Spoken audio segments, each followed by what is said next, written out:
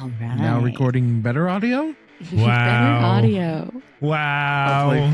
Hello and welcome back to another episode of the Minecraft Update podcast. It is episode 27. I'm FoxyNoTail and I'm joined today by Jesse and Slack, who have their air conditioning on full power, but I don't have to do any editing because I made them spend $60 a year each on some audio processing stuff at their end to save me 20 minutes a week. Well, you see, but that $60 is going to save like a lot of time for streams and not worrying about background noise. So it's a win-win. Yeah, it's amazing. Best $60 I have spent. I'm happy. Holy mother of God. I'm looking at my recording for Audacity and I just got these nice big peaks that I never have. Yeah. It's usually like this minuscule little line.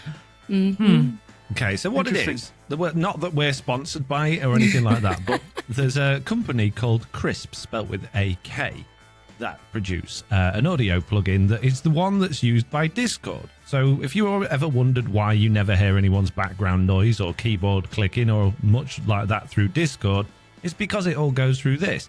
And it's available to everybody for free, but you only get 60 minutes for free, and we do a 2-hour podcast. So if you want to do it more than 60 minutes, you have to pay for the first one. And it just, yeah, it's very, very good. So, good news! I'm already so elated. Sorry. It's elated. Yeah, it's great. Well, while we're all having an amazing time with this new audio, why don't you guys tell me what you've been doing this week? Oh boy. I have been addicted to our hardcore series that we have been doing with friends. I have been having a lot of fun with no pressure to build, just hanging out and doing random adventures. It's great. I finally, you'll be happy to know, the pipes in my house are fixed. They came yesterday. No, I don't believe you. They spent a few hours. They fixed them. Rubbish. The floor was not fixed, but that, according to them, knock on wood, is coming in about an hour and a half. So I'm excited because that has led to some, I don't want to say business decisions, but it's led to more content creating decisions, because the hubs and I have decided that we're going to move my desk. So we're going to move my recording setup, my streaming setup into my room. And what that means is I will have a door that I can lock, which also means, one, better sound. I just need paneling, whatever. And I can do face cam. So I'm very 99.99% sure that within the next probably 2 months, I will be a face camming Jesse. I'm kind of excited for it. Crazy. Yeah. Then you get to look forward to Foxy instead of air conditioner noise. You hear knocks on the door, just hi, Wonder hi, what that was hi, then. what you doing in there? Foxy. Right, okay, steering away from that. So that's amazing, Jesse. That's absolutely fantastic. I'm glad your house is finally getting sorted out.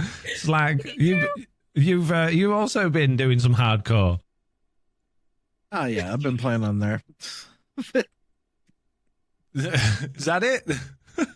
Yeah, I've just been enjoying it. Jesse's talking about not building, and literally I just built a giant tree and a root system and villager trading hall underneath of it the last couple days out of nowhere.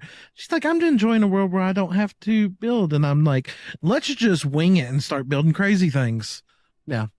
Oh, that's good. Yeah, I tell you what I really enjoyed about recording that was I've managed to edit 3 videos so far, and it's just fun. The videos are fun because we're all collabing, we're just laughing, we're messing about. I'm not doing anything difficult. I'm not going, I've got to build this giant thing in this episode and try and do that. It's just fun. And so far, touch wood, the 2 videos that have released have gone down very well, apart from a significant number of people that have decided how we're not allowed to play Minecraft Java Edition. How dare we? We are Bedrock people. I had people in my comments as like 10 seconds after the first video went out going, I'm not watching this. This is not Minecraft Bedrock Edition. And over the last week, I've had like 4 or 5 of these things. I just think, what's wrong with you? I could understand if it was a farm video or something that wouldn't work across like the 2 versions, but just playing Minecraft.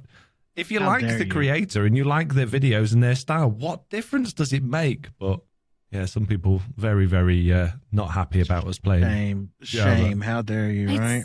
It's so strange to me, like that concept. It just, I'm really glad that I have not had any negative comments yet, because that would just irritate me. Yeah, I don't know if you noticed, but somebody shared on the TB Discord that there's a Twitter post went out from someone saying that I can't remember the exact wording, but basically the truly Bedrock people are really bad because they're playing Java Edition and not staying true to Bedrock. And I'm like, well, we haven't quit truly Bedrock. We're just playing. Jeez, get a grip.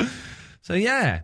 So this week for me, I've obviously done that. And then I've been playing on the hardcore server with Mitts as well, which is also Java Edition. And that is, we did 2 of them this week and it's ridiculously good fun. I nearly died many, many, many times yesterday to piglins who just did not want to forget me. So that was fun. But yeah, other than that, I've not done a massive amount this week, which is quite nice. It's been quite an easy, quite relaxed one, which is lovely. Very nice indeed. Got a question for you both, though. Yes. You know, we're predominantly Bedrock. Playing Java, what's something that you absolutely love about Java that just seems so much better? If you had to pick something, just something. Torch is in the offhand, I think. How you use a shield, and another one. But I have to be honest, having played Bedrock for so long, the Java crafting book's awful. The amount of time it takes just to open Minecraft Java Edition, and there's no like, you can just load it up. You've got to go through the launcher. Then it just takes forever. Not even like before the window comes up, before it's even loading. It's like there's a big gap where nothing's happening. So it's just. Mm-hmm. And then, obviously, on this server, my second episode was all about the lag that I was causing by going outside of 2,000 blocks because Bruno had to pre-generate the world, but he didn't have time to do it more than 2,000 blocks. And I'm thinking, that's not right. I believe if we did this on pure vanilla Java, without all of this fabric and all the other stuff we've got going on, I can't believe it would have been as bad as it was. Because we even crashed the server. The whole thing just stopped dead as soon as someone started loading any chunks. And it's not like everyone was. It was just me. It's crazy. Yeah. It's different, right? It's like it's strange. I know there's only me and Mitts on my one, but we haven't got a massive amount of RAM, and we're always exploring new chunks. We've not preloaded anything, and we haven't got any lag at all. So I think all of these fabrics and things, and perhaps not all have cracked up to be. I can understand why some of the things are like considered vital for servers, but I think this is another one of those, everybody else does it, so we need to do it type things, rather than just going, oh, well, it's already designed. It already exists, mate. All you got to do is start a server. So all you got to do is press record, right? See, that is funny because it leads into what I like most about Java versus Bedrock right now. And for me, I really love the shader capabilities. Like more than any other base game thing, I have been loving Optifine and I love replay mod. And these things to me are what make Java special, because at the heart of it, the game is just the game. Like they're both Minecraft and you can do the same exact things.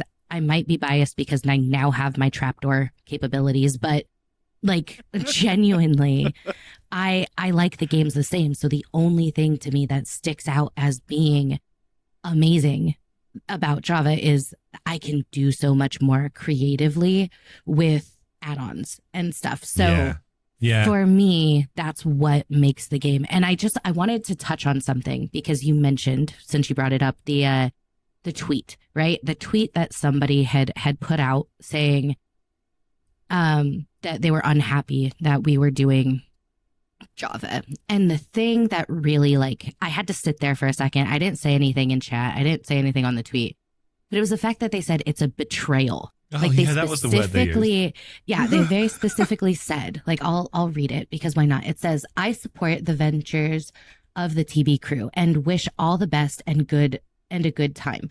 But sincerely, this is a bit of a betrayal to the Bedrock theme as a group.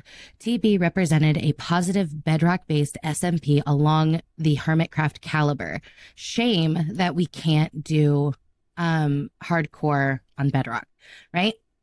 And I get the sentiment that you know, you're upset that we can't do hardcore. I get it. I think that would be great to add to Bedrock. But the idea that we are on this echelon, right? Like we are this group that we can only do Bedrock because there aren't many of us who do, and like we're this, great example. We're people who like to play a game that we enjoy with our friends.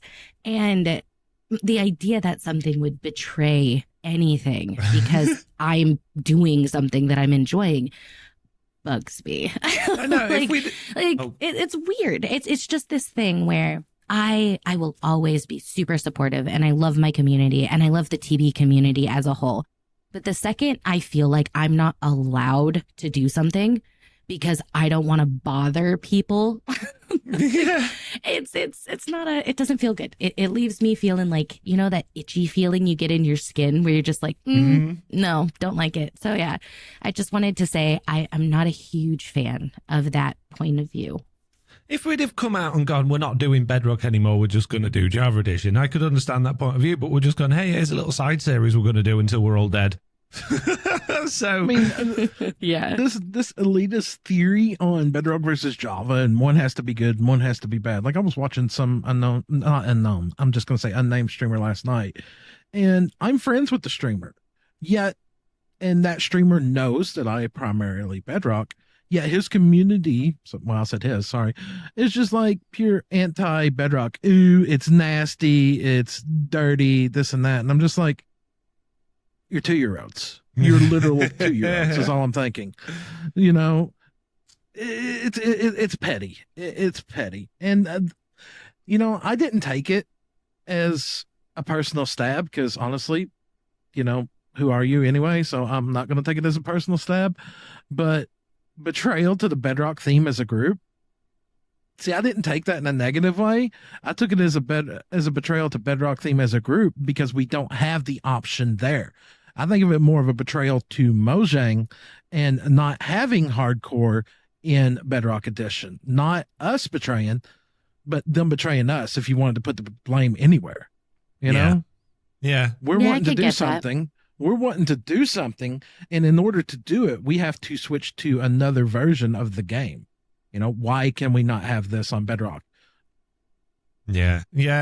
Well, without labouring this too much, I do agree, Jesse, that the shaders, I've found myself saying, I don't want to play Bedrock Edition now because those shaders are just so good. They're beautiful. Why can't they be in? Why did they get rid of shaders for Bedrock? I mean, you talk about betrayal. Jeez. Yeah, I'll tell you the thing I love. You're all both going to probably think I'm crazy. Tool animations and breaking of blocks. It's so much smoother. It's just crisp as butter. Yeah, I like moving that. from one tool to the other, the way the tool just slowly comes up on screen and breaking block. It's just ours is just like it feels so clunky and wrong on Bedrock. But then there's a load of stuff that's broken and stuff that still doesn't match, like on barrels. The crafting recipe for barrels is different between Java and Bedrock, which I find bizarre. That threw me off. I was like, why can't I make a barrel? I have everything I need. Turns out, no, I didn't. And I was just irritated. I was it's like, planks instead of sticks on Java, which is absolutely crazy. Huh? If you want to make a barrel on Java, it's six planks and 2 slabs. On Bedrock, it's 6 sticks and 2 slabs. So that's crazy. But like just getting out of a boat, even when it's not lagging, you can't get out of a chest boat on Java Edition. You just bounce up and down on it. So I do... Yeah. In a lot of ways, and this sounds crazy, but I guess the years have been good to us with Bedrock and we just probably haven't noticed because it's one of those things, the grass is always greener, isn't it? I think, genuinely, Bedrock is a lot more polished than Java Edition is now. I think Java's absolutely just got so much more going on that you can do so much more with it. Like, just the F3 and B thing to look at hitboxes. I know we talked about it the last couple of weeks, and I'm going, no, I'm not really that bothered. I am bothered. I haven't killed a single piglin trying to get it out of the boat. Yep. So, Yeah. F3 and B, F3 and G. Let's just reload the shaders. Yep. the fact that they've got G no is my coordinates on favorite. screen, and the F3 screen's just so, like, you look at it and you're like, I can't see anything. There's just so much. I just want coordinates. I like coordinates, but I don't, I actually don't like them being on the screen on Bedrock. I despise that. Oh, I love I it. wish they were on the I do map, too. like on the console. Yeah, Yeah. but Like I would that carry be a good map if they're just on a for map. that. But I do Yeah. like the fact that we got coordinates on Bedrock without having all of the information. Java has a I think it's an add-on or it's whatever, where if you are holding a compass, it shows you the chords. Oh, that's I cool. like. That I am a huge fan of. Like, okay, yeah, I'll just take a compass and I look, okay, that's my chords. Super simple. Don't have to worry about it. But I agree with you, Slack. I'm not a fan of them being on the screen all the time, even though No. it has literally saved my stuff and my life multiple times. Still don't like it. But it's annoying. It's annoying, especially when I'm recording and I'm looking at stuff. It's like, no, just I got this beautiful scene and just this coordinates up there in the corner. It's just like, Yeah, but you press F1, they go away. huh? If you press F1, they go away. Well, and so does your hotbar and everything else. Yeah, well, if you're looking at a beautiful scene, you don't want to see an ugly hotbar. I don't care about my hotbar. About the coordinates. That 0.1% of screen, okay? After the stream yesterday that we did on my hardcore server with Mitts, I went onto Vanilla Tweaks and downloaded their thing. So you've got coordinates. It's a data pack that gives you coordinates just above the hotbar, which is great. Yep. But it also gives you the direction you're facing and the time of day as well. And it's too much. I don't want all that. I just want the coordinates. But yeah, I think both versions are great. I don't think there's a massive amount of difference between them both. But yeah, playing Java Edition does feel like a nice fresh change from the norm. So I'm definitely enjoying it, and I can't wait to do more. Right, have we butchered that one to death yet? I think we Absolutely. haven't. We haven't Let's even got move into, on. anything The else. feedback. Exactly. So let's move into the feedback and start with the Loud Neon, who says, I hope this finds Foxy, Slack, Jesse, Jenny, and the sweet voice of Scar's Jelly Cat. I passed this on to the fuel crew member during a pit stop at Circuit de la Scarth. Okay. Your podcast has helped me grind out some credits playing Gran Turismo 7. I'm on a hiatus from vanilla Minecraft, playing or AFKing Vault Hunters mod pack. I got discouraged when my farm started breaking with every new update of Bedrock. I had my 50-minute lunch break to make a 16 by 16 chunk parameter to Bedrock. Thank you for there's no I don't get it. I didn't want this week, and it's been coming for the last few weeks, but when I went to do the feedback this week, and I didn't want to make a big deal about this, but I'm going to. I love getting feedback, I love getting questions, and I love getting the Bugdate stuff, and it's absolutely fantastic. And yeah, it's great that you send it to us in the emails. I do specifically say send us an email or fill in the form, the form on the website. But the emails, there's more now of just people telling us what they're up to, what they'd like to see in Minecraft. It's not feedback. It's not questions. It's just having a conversation. And there's at least 6 emails this week that say, hey, you don't need to read this out on the podcast, and then go into a conversation. If you want to have a conversation with us, go to the Discord. We check the Discord. There's other people there to talk with. If you're gonna try and have a conversation in the Discord, in the emails, it's just gonna get ignored. Probably not even read. If I see now at the top, hey, you don't need to read this on the podcast, I don't even read it because we get a lot of stuff. So I'm not moaning about you sending us stuff. Feedback is going, in relation to this thing that you said, this is what I'm gonna say. So. Anyway, mini rant over. And it's not really a rant. What do you guys think? Am I being awkward? Am I being difficult? I think you are being awkward, but that's neither here nor there. Like, I think you're I think it's valid. I think the easy way to say that is it's nice hearing that we help with something like, oh, okay, you listen while you're doing this. Like, that's a fun bit of info. I think that's cool. But yeah, I don't think it's something that we should be reading in the podcast, if that makes sense. Yeah, and I genuinely do like to know what you've been up to, and I do love like the chat that goes on in the Discord. It's funny, it's great. So I'm not saying don't write stuff. I'm just saying instead of putting it in the emails, put it in the Discord where it's going to fit in better and people can have a conversation with you. So yeah, that's all I'm saying. And that piece of feedback's not a bad piece of feedback. It's just there's a lot in there that probably would have been better off as part of a discussion on the Discord. Jeez. Slack, save me. Oh, Jesse, someone save me. Somebody save. No, wait, no, we're not singing. Tyler says, I was listening back to disc 5 and still think there is a connection between discs 11, 13, and disc 5. That is beside the point. What if we were thinking about this too, literally? What if the disc has nothing to do with the warden at all, which if Mojang is actually planning on adding a new dimension with mob that is far more powerful than anything we have ever seen? Maybe something sent by the mysterious characters behind the infamous end poem. I will look into it, but the one thing that wouldn't make any sense is if the warden made the mechanical sounds from the disc. I say that because there isn't really anything mechanical about the warden. If my theory is correct, or at least somewhat correct, then I am very interested.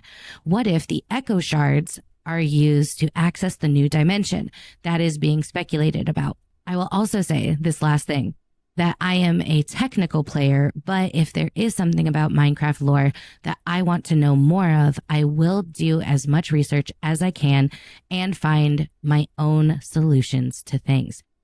Okay, Tyler, we're gonna talk, buddy. That was an run-on sentence and a half. I can't breathe. That was hard to do. But... Jesse, that was one of 7 emails Tyler sent us this week. I only pulled out this one because I thought I can't ignore them all. But all of the stuff he said would have been great in the Discord. It's great. The information there's great, but it's completely useless for the podcast. Oh, my goodness. So, I mean, this kind of one, I think is at least interesting, right? It sparks conversation. It sparks ideas and that kind of thing. Feedback. Hold on. This kind of thing, I think, is great for a podcast. Do I think it fits in feedback? No. But it leads me to think that maybe, we alternate between like wish list, kind of thing and like community ideas, right? Yeah, like where we pick some ideas and then we discuss, because I like hearing this kind of stuff. This stuff is great and I like speculating and I just think it's fun. But you are right. It does not belong in feedback because it has nothing to do with, us. But I'm not exaggerating, by the way. Tyler did send seven emails this week, not over the last few weeks, this week. You know what? Tyler's just excited, guys. I know. He it's great. But yeah.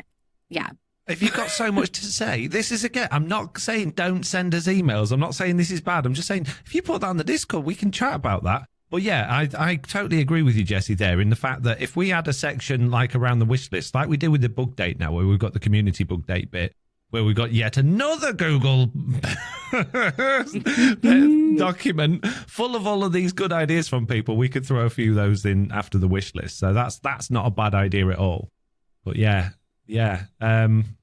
Discord, yeah. Yeah, chuck in on the Discord. And maybe I should make a new Discord channel for the pod section, which is ideas or, something along those lines so that it all fits in the right place.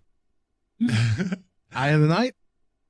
Eye of the night. Yeah, sorry, we didn't actually respond to that sort of feedback in what you've actually said there. But I think at this point, Tyler, it's not that that's not great that what you've said. It's just that I think we're all a bit fed up about hearing about that portal that doesn't exist and doesn't do anything at this point. So until Mojang come out and tell us what it's going to do, if it's going to do anything, I don't want to. I don't want to hear about it. I'm a little bit frustrated that we've not heard anything about it yet. Jeez. So projecting that onto you there, Tyler. Sorry about that. Well, Tyler, Eye of the Night here says, for a potion to make you unsniffable, wool from lemon sheep. Wool from lemon sheep? It's a rotated owl face thing. He puts lemon sheep on all of the servers he goes on, which is just yellow sheep, but they're called lemon sheep. Okay, anyways. Right. Sorry. Second part of this. Also, to the custom dimension thing, I think something like the whole Java Minecraft mod function would be a really good way to utilize the potential functionality.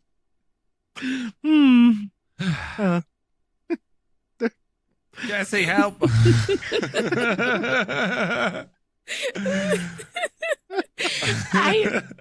I have nothing for you. I have no words. So we're going to talk about custom dimensions, are we? Oh, good. Yeah. Oh, look, Pac-Man. Yeah, Pac-Man, 09 Pac-Man. Oh, good. This one's not... Jeez. Sorry, Eye of the Night. Sorry, everybody. It must sound like we're in a really bad mood. Or I'm in a really bad mood this week. I'm not at all. It just, when I was going through, because it's my daily, weekly thing to do, is get all of the feedback from all the places and put it in. And when 99% of it, I'm thinking, this probably shouldn't even go on the podcast. This would be great stuff to see in the Discord.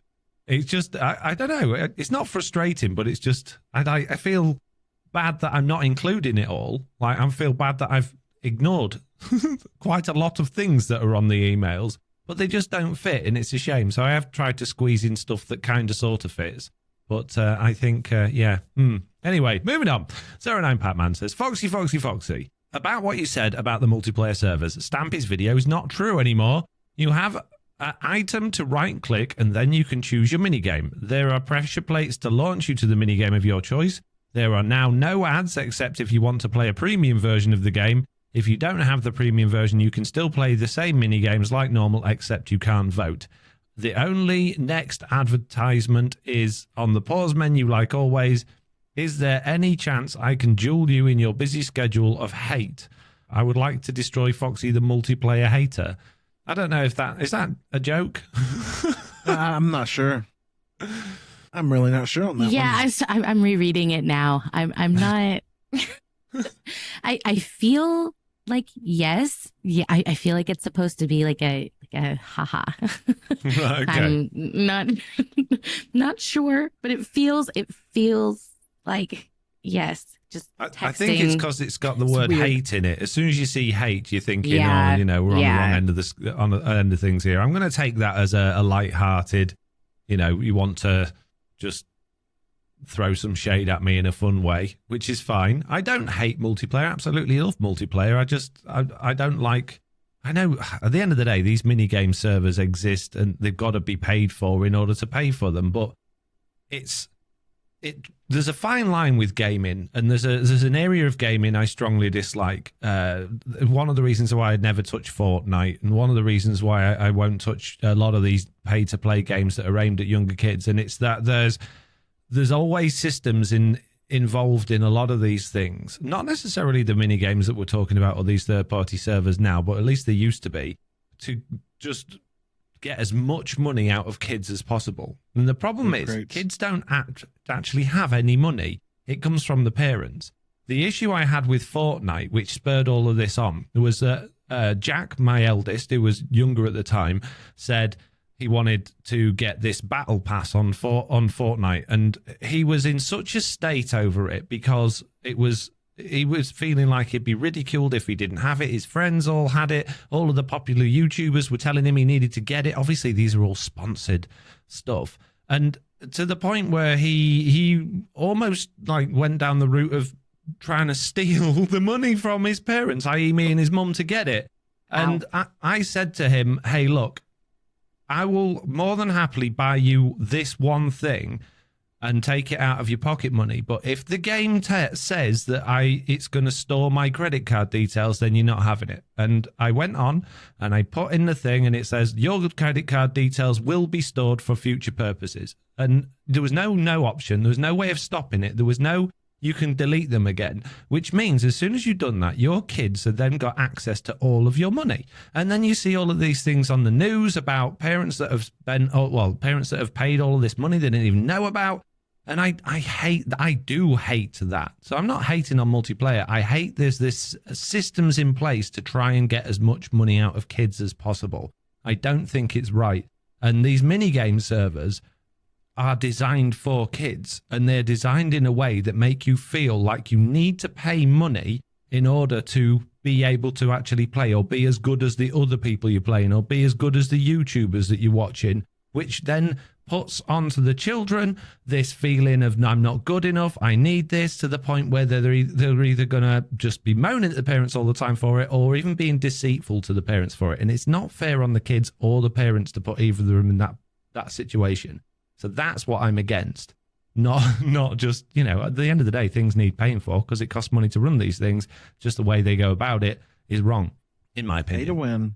No, totally get you. Absolutely. Pay to win. Loot crates. Yep. I'm totally against. 100%. Yeah, I have an addictive personality, and I know this. And there's certain games that I stay away from because it's a simple. Oh, it's just a couple dollars here. Oh, it's just a couple dollars here. Oh, just $5 here, $5 here. And then all of a sudden, I look at the end of the month, I spent $500 on this game, and I'm like, whoa, wait a minute. What? It's not just games either. It's like Amazon. It's so easy to just go, oh, I need that. I'll just get it. And it just click the buy now button. And before you know it, how much have I spent on Amazon this month? Jeez. And that's fine because that's your money. But when it's your kids doing it and there's nothing popping up going, hey, you need your parents' permission. How do they know? It's not fair. It's not fair on them. So, yeah. Sorry. No, it's definitely not. But I shall not be joining you in a duel of hate. Oh my goodness. Okay, moving on to Conbar, who says, on the topic of having the unsniffable potion or whatever. Is this about dimensions? No. Sorry. It would be cool if you had to use echo shards in one way or another, so you would have to visit the deep dark and it would stop your echoes. Plus, it'll be similar to the swift sneak. Not saying the sponge idea is bad. Okay, so I will keep saying I like the idea of giving echo shards more purpose, and having a reason to go to the ancient cities. I have been multiple times, and the only reason I go is to, be terrified and have fun with chat. And actually having reasons, I think, would be lovely. Yeah. So are you turned on this unsniffable potion idea, or are you still thinking no, we just want it to be? Well, no, I'm still not a fan, but if it was added, I wouldn't be like, everything is awful. Fair enough. Yeah, unsniffable potion. I'm not against, but like the ancient city, I know you've went several times. I have no desire to go there. There's nothing that makes me want to go there. Nothing. There's no farm mechanics. There's absolutely nothing. There is farm mechanics. Warden mechanic farms. What's he drop? Sculpt catalyst. It's really useful. Yeah. I'm seeing all kinds of use for it right now. Watch, next week I'll be all about this. Yeah. Oh, geez. Well, that is unfortunately the end of the feedback. If you dare to leave us feedback, then please send us an email to news@theminecraftupdate.com and put feedback in your subject line, or you can fill out the form on our website. Or if you just want to talk or chat, if you've got some good ideas, stick it on the Discord and we will check it out. And if it goes in the For the Pod section on the Discord, it might even get on the podcast as well. So it's a good idea. Definitely a good idea. Anyway, moving on from the feedback to the news. There's not a massive amount of news this week, but there's been some odd things happening. In particular, one of the things that's happened is they were due to start releasing the release candidates of 1.19.1 for Java Edition.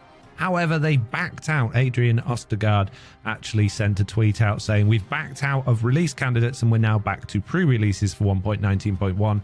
Pre-release 2 is now available. So I'm assuming that meant that there was some bad stuff in there. So let's check out what's in the change logs and see if we can figure out what it is. And I haven't actually looked at any of these things before the podcast today because they've run out of time. I was too busy being angry at everyone for writing us feedback in emails. How dare they, even though I ask them to every week. How very dare they? I know, right? Chat trust status, it says. It's all about the chat stuff, isn't it? Chat types, RJs, and a few bug fixes. So I'm guessing the chat thing is the issue that they've got. So It says, hey everyone, as a few of you might have noticed, we've made the decision to postpone the release of 1.19.1. We're now going back into pre-release mode. This is in order to address a few of our more noticeable issues. We've yet to fully decide on a new release date, but it won't be too far in the future. We've received a lot of feedback regarding the player chat report feature, which is something we address specifically in a new release post here, as well as on our FAQ. So I guess I've actually put this down as a separate piece of news, but because there's literally nothing else in that changelog other than a few bug fixes, we should probably, guys, if you want to click the link as well, which is the chat reporting tool worries link that I put in there, have a look through this, because I've seen on people posting on Twitter a lot of worries about being banned from Minecraft for spamming capital letters and things like that. And I think obviously this is, Mojang are aware that people are worried, and they've put out this FAQ basically. So let's read it. The first one says, can I get banned for swearing or profanity? And it says, no, we won't ban players just for swearing or profanity. The type of behavior that will get someone suspended or banned is hate speech, bullying, harassment, sexual solicitation, or making true threats to others. Hate speech is talk that is intended to insult, intimidate, or threaten an individual or group based on a trait or attribute of their identity, such as sexual orientation, religion, colour, gender, or disability. These behaviours do not belong in Minecraft and will have the consequence of a temporary suspension or permanent ban depending on the severity of the frequency. It says, does this affect private servers? Yes, player reporting will function for players who join servers of any size, including private servers. We recognise that private servers function independently from Mojang Studios, and many use that independence to create remarkable Minecraft innovations that enrich the community. But it has always been the case that Minecraft servers of any scale must follow the rules described by the EULA, or End User License Agreement, and the Commercial Uses Guidelines, and our community standards. Every player should enjoy a safe Minecraft experience wherever they choose to play. So, before I carry on, obviously that's quite a big deal. Mojang saying, hey, even if you've got a private server, you got to follow our rules. It's in the rules because they've, agreed to the license agreement. But what do you feel about that? Do you feel like it's a bit of an invasion of privacy? No. I'm one of those people that I think a company in general has standards, has things that you have to abide by, right? And just because no one ever reads the terms of services don't mean that they're not there. So when you're going into anything like this, it just makes sense that they have their butts covered. And if you don't like it, don't use their service is kind of how I feel about it. Yeah. What about you, Slack? What do you think? Yeah, I mean, it's a little annoying, I guess, is a way to put it, but at the same time, it's their game, it's their platform, and whether you chose to read or not doesn't negate the fact that it's in there. You know what I mean? So, at the end of the day, that's on you. This isn't a problem. If you are genuinely being hateful and doing these horrible things, then I don't think you should be allowed to play Minecraft. Full stop. Fair enough. But if there is a reason, like that someone's been banned unfairly, or there's a problem, and they can't even play on their own servers with their closed servers with their friends, I think that's where it starts to get difficult, because then they can, I don't even know if they can even play Minecraft. I'm assuming it's just servers, but that's where there's obviously the problems lie with this. But I don't, as an invasion of privacy, no, I don't think so, because again, you've got to agree to the rules to play. It's no different from playing anything else. Just because you're hosting the server yourself, you're still playing Minecraft or Mojang's game. But I probably would imagine at some point we're going to see some mods coming out that block this chat reporting from servers. So, yeah, geez, I know I can understand it when people take umbrage to this sort of stuff. Yeah, well, it's like they're changing games and everything like that too. It's like the newest versions of Windows. You've got to be online. It's not like an old game. Okay, say you bought StarCraft back in the day, you never had to give anything related to it. You had a code. You installed the game. You played the game. You do what you want. You want to play online, you make an account, you get banned, you still have the game. This is sounding like you violate our rules, you're never touching our game, which is that's where I have a little bit of a minor disagreement with it. But I can't argue with the user license agreement if it's in there. Yeah, it doesn't say it doesn't affect it affects other things other than servers. It's just the way they've worded a few things made me think. I mean, obviously it's going to be connected to your game. So, and I think last week we talked about it popping up on screen when you've been banned from somewhere. So I don't know. Anyway, the next question on this FAQ is my online chat being monitored? And it says, no, we do not monitor traffic or chat on private Java servers, but players can still use the reporting tool when they see actions that break our community standards and feel that Mojang Studios needs to step in. So,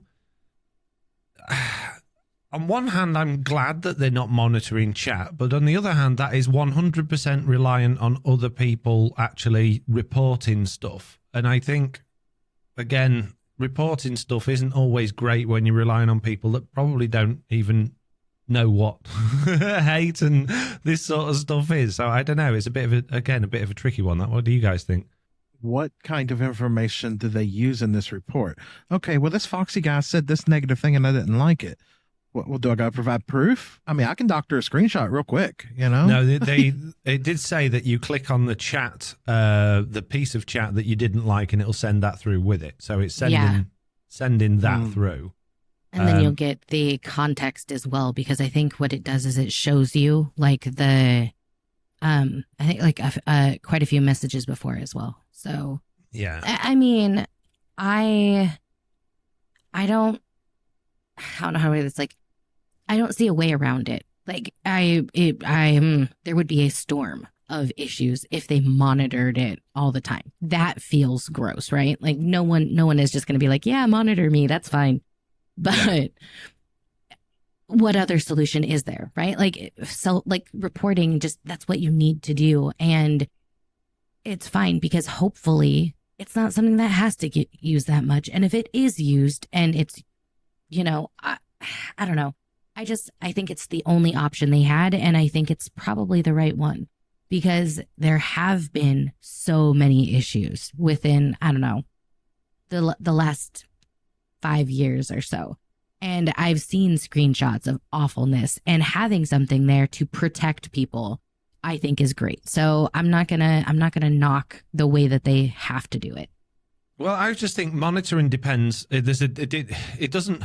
When we hear monitoring, we feel like we've got, the FBI man at the other end listening to our calls. But if you think about like Bedrock Edition chat is monitored by programs to look for bad words and it blocks them out. Stream chat is monitored by our stream bots to make sure that people don't say words in our banned words list, or they don't spam too many emojis, or they don't spam too many capital letters, or whatever rules you've got set up. That level of monitoring doesn't mean that you've got people actually reading it. You're not storing that information anyway. You're just running it through a filter before it gets there. And if they had like that system involved where it's running the chat through a filter and it flags up, hey, this potentially could be something that we're not happy about. AI is very powerful these days. I'm sure it could pick up like conversation traits and things like that. And then that might prompt somebody to just look at that piece of chat. Maybe it logs a couple of lines of the chat and they can look at it and go, oh, okay, yeah, no, that's fine. It's just the AI's got it wrong. Or, okay, no one's reported this, but this is pretty bad stuff happening on this server. So wouldn't that not be a better solution, or do you think that's too invasive? I personally, at that point, think it's too invasive. But at the same time, this goes back to the whole monitored situation. What do you consider monitored? Okay, you're talking about an active log, right? Is that what we're considering monitored? You can go back and see what was said. No, I was just saying it, like run it through all the words through a filter, and then Okay, well, that's filtering. Well, yeah. My thing here is my online chat being monitored? No, but servers already do monitor that. Literally, we can go to the panel of any of our Java servers and see pretty much anything that was said. Yeah, that's true, but that's not done by that. I think they mean that they're not taking that chat information directly to Mojang servers and looking at it. Basically, is what they're saying.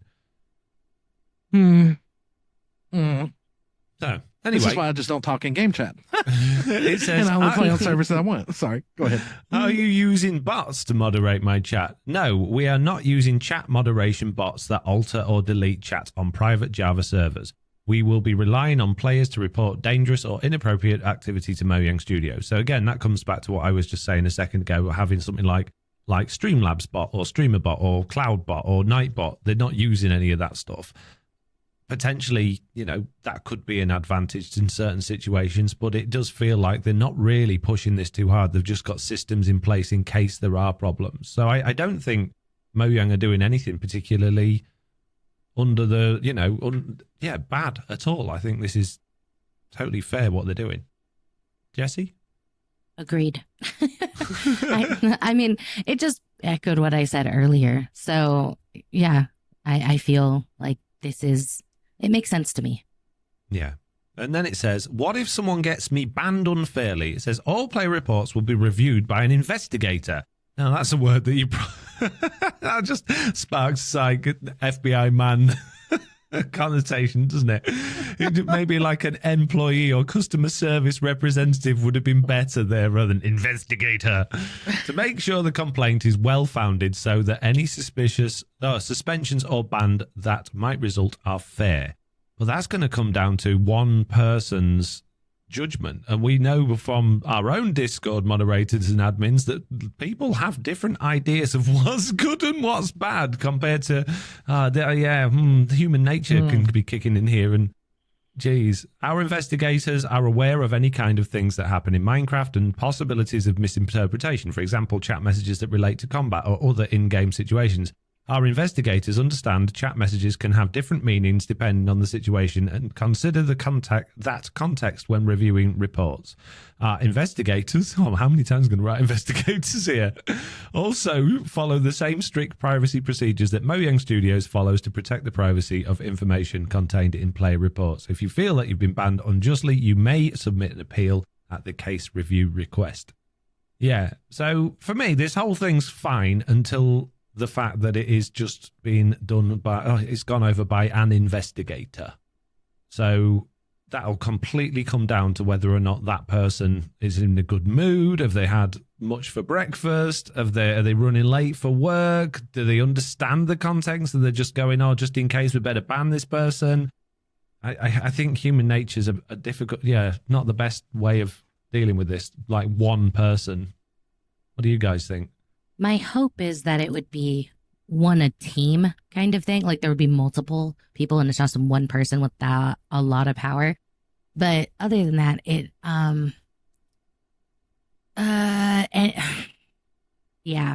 think any time that it comes down to one person's say, it's never really a good idea. I would hope that there's many like checklist things that they have to do, like.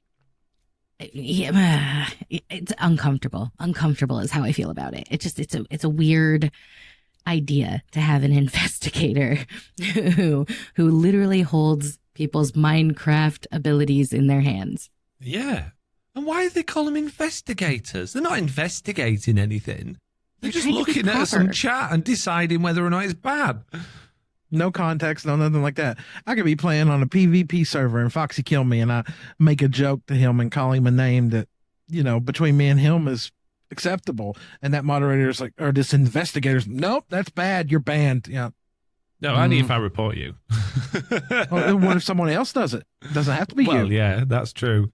Yeah, and me sneaky in the background, just being like, I didn't like the way Slack just talked to Foxy. Yeah, exactly. Well, we've all been there, haven't we? Especially with the cross-culture stuff. I mean, how are they dealing with stuff from people all around the world? Have they got multilingual, like cross-cultural investigators? Why are they called investigators? Think how many times me and you've had difference of opinions. Like, you would say something, excuse me, why'd you say that to me? And you like, I didn't mean nothing by it, Slippery I know what the title of this podcast is going to be. Investigating chat reporting. Jeez. Oh, man. Yeah, it's just so weird. I mean, I'm glad that these things exist. It makes the game a safer place for everybody. I just think sometimes there's a lot of emphasis on how we can do this in the right way, but then they miss the last hurdle. And I think having an investigator dealing with it is probably not the best way. See a guy show up in your game, flip out a badge. Chat investigator here. We need to talk. Is it? No, I'm not going to labour this anymore. We're moving on. Jeez. Right. Okay. So that is enough about Minecraft 1.19.1 pre-release 2. Seems like there's nothing else in it other than investigators. Maybe we should investigate why it's not working as opposed to what everybody's saying in the chat. Then the next thing we've got is the Minecraft beta in preview 1.19.20.20, which you might notice is a new number. That means that 1.19.10 is done, parceled up, packed off, and ready for the shipping company to collect and deliver all to our doors. So expect that anytime. Well, what do you reckon? Next week, week after Slack, Jesse? Yeah, something like that sounds about right. Yeah, it's coming. It is coming. It's coming fast. It's going to be hot out. And I wanted to find a changelog for all of those things because there was so much in 1.10. It is like the biggest minor update we've had in ages. So, yeah, so much stuff is going to be coming in that, which is great. But I don't have that list. But what list I do have is the one for 1.19.20. And there's some pretty big things in here, starting with vanilla parity. Zombies now have a 10% chance to be able to break doors in hard difficulty. Was it just a 100% chance before? I don't know. I'm not sure on that one. Okay. This one's really important. They've removed wood from the names of mangrove, wood, planks, stairs, and slabs. So there's just going to be mangrove, planks, stairs, and slabs now. So that's a big deal. The Wandering Trader's spawning now matches Java Edition and will no longer spawn in water, lava, or underground. Well, Oh, God. Nice. thank you. No Thank you. more you, underground traders. I am so happy. I've seen you down here mining. That's the thing I've noticed the most playing on Java Edition is we've only come across one Wandering Trader so far. There aren't thousands around every corner. It's lovely. So yeah, that's nice. I can't wait for that. The end portal frame block is now named end portal frame instead of end portal. So there you go. That's 3 different ways of saying that thing in one sentence. End portal frame block is now named end portal frame instead of end portal. There we go. Great. Tadpoles flopping around while on land now more closely match Java Edition and fishes in speed. So expect to see either slower or faster tadpoles flopping about. When they fall up and crash the game. Polar bears no longer panic when attacked. I didn't know they did, but that's good, I guess. Okay. And piglins, I hope this is right because I've had issues with piglins on Bedrock Edition recently. Piglins will now stop attacking if the player puts on gold armor. That'd be So nice. the thing is, I thought even if you were wearing gold armor and you opened chests and attacked a piglin or something to upset them, that was it. It just overwrote the fact that you got gold armor on. So in this scenario, could you then just take your gold armor off and put it back on again? Yeah, Oh, that's in theory, a good yes. question. Yeah. So I don't know. We need to look into that because, yeah, I can imagine a change like that's going to make cheesing piglins very easy. Spectator mode. Players can now place blocks where a spectator is hovering, so the spectator's no longer blocking the block, which is great. And players now have their hands back while they're holding a map when they have one item in the offhand and one in the main hand. So I think that one shouldn't have been in the spectator mode bit, because if you're in spectator mode, you can't hold a map because you've got no access to your inventory. So have they put that bullet point in the wrong section there? I don't know. That feels weird. And curious how they held it without maps, and then it leads to a bug report. Excuse me? Yeah, that has nothing to do with spectator mode. Yeah, I don't. So I don't think that's anything to do with spectator mode. I think they've just fixed players having their hands back when they're holding a map. So good job. Yeah. We're fixing the bugs on the bug report. Well, no. Yeah. Why would that, unless it's behind an experimental toggle and not spectator toggle? I don't know. No, they've just put it in the wrong bit. I'm convinced of it. Okay. Convinced of it. Audio. Fix the bug that caused the new Wild Update music not to play in the Wild Update biomes when in creative mode. Good. I don't know. Why would you want music playing if you're in creative mode? I mean, for me, if you're in creative mode, the game music should just turn off anyway, right? Yeah. Well, you would definitely. think, but I mean, we do know one person in particular that plays the game in creative all the time. Are you talking about Lofty? Yep, talking about Lofty. Well, that's true. Okay, so fair enough. Blocks, twisting vines and sweeping vines will no longer, with no support, now pop even when random ticking speed is set to 0.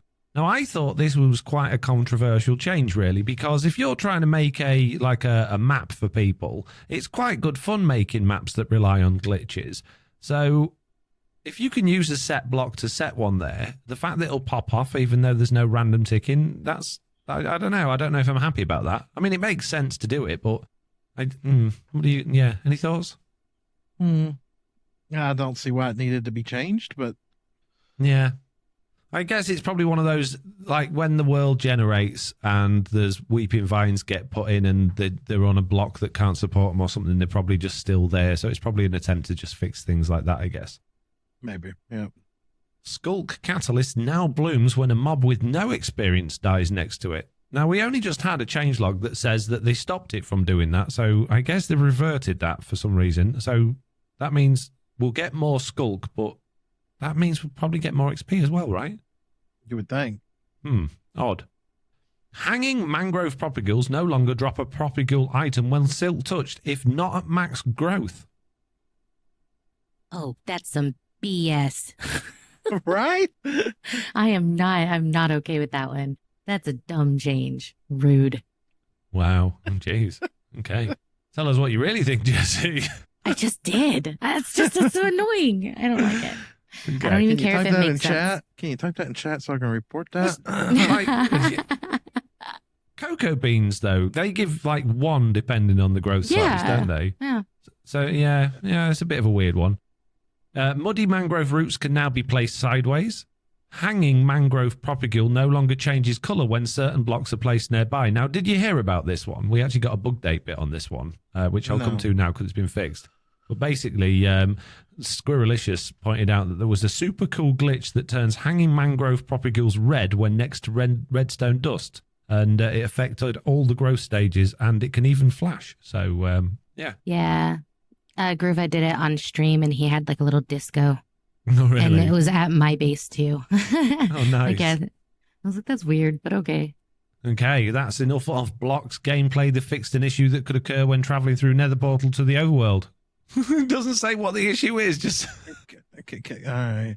There's an endless delay that was only solved by opening and closing the world. Oh, when you get... Oh, so it's loading delay. In the right, portal. okay. Yeah, okay. Fair enough. I'm not going to go into the VR toggle perspective one because I don't think anyone in the right mind plays Minecraft in VR. That's a joke, by the way. I know people do. Jeez. Mangrove and azalea leaves no longer prevent tree growth. So I thought they fixed that one previously as well. Oh, no, they did it to stop them growing propagules, didn't they? So I guess that's not going to block tree growth now. So that's good. Mob effects fixed an issue with extra health from health boost not persisting after exiting the world. And they've fixed an issue that caused the FOV to stutter when sprinting while a player had the speed effect applied. So there you go. That's good news. Why would you ever play with gameplay effects field of view? This one threw me. It says jobless zombie villagers are no longer... Oh, I read it wrong before. That's why it threw me. Unable to ride minecarts and boats. I read it as no longer able to ride minecarts and boats. I was like, well, why would that be a bug? But yeah. Okay, so you can have jobless zombie villagers in boats and minecarts now. And the Ravager can now destroy mangrove leaves, azalea leaves, cave vines, drip leaves, spore blossoms, and hanging roots as well. So I guess that's kind of useful in certain situations. Skulk centers have had some work done. I'm not really going to go through all of that because there's a lot of them.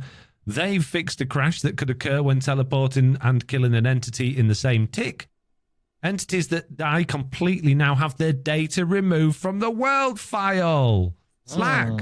The 3 million entities. It's going to be gone. I can't wait. Hooray. I mean, world size is going to go down now. And now we're going to go back to losing mobs on chunk borders.